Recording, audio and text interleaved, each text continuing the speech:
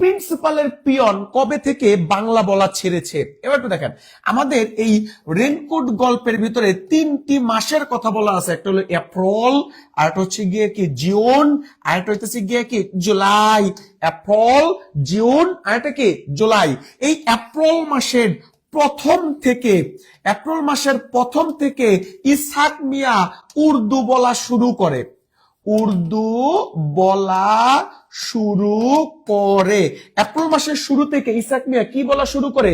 উর্দু বলা শুরু করে।